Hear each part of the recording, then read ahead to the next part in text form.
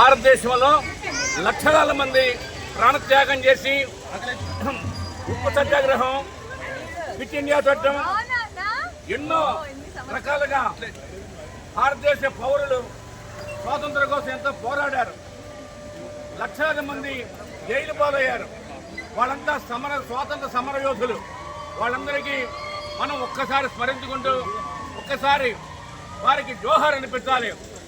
అమరవీరులకి జోహార్, అమరవీరులకి జోహార్, అమరవీరులకి జోహార్. అదేవిధంగా మన జాతీయ జెండాను రూపకల్పన చేసిన వారు పింగళి వెంకన్న గారు.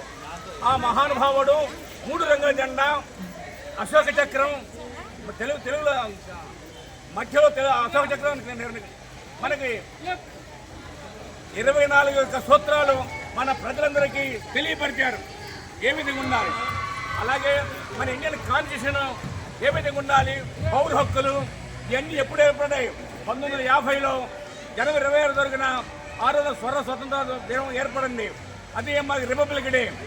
ఆ రోజున మన యొక్క కాన్స్టిట్యూషన్ ప్రజా హక్కులు ఏ విధంగా బ్రతకాలి, ఏ విధంగా మనం ప్రవర్తించాలి, మీరు పట్టుకోండి. మన ప్రజలందరికీ ఆ కాన్స్టిట్యూషన్ తెలియపరుస్తుంది. వర్గీకరణ, అన్ని జాతులకి సమానంగా పౌర హక్కులు కల్పించడం జరిగింది.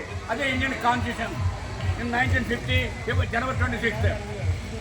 అది దాన్ని రిపబ్లిక్ డే అంటాం మనం.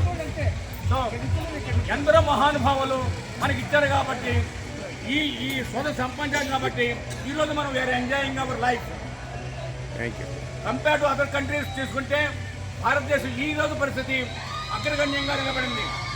ఎందరో మహానుభావులు మన దేశానికి సేవ చేస్తూ ప్రపంచంలో ఒక స్టేటస్ తీసుకొచ్చిన వాళ్ళు ప్రజెంట్ ప్రైమ్ మినిస్టర్ కానీ వాళ్ళ యొక్క రాజ్యాంగ నిపుణులు కానీ మన ఒక దేశాన్ని ఒక ఆర్థికంగా బలపరుస్తున్నారు. ఈ సందర్భంగా ఇండిపెండెన్స్ సందర్భంగా ఈ అవకాశం ఇచ్చినందుకు మీ అందరూ నాకు కృతజ్ఞతలు.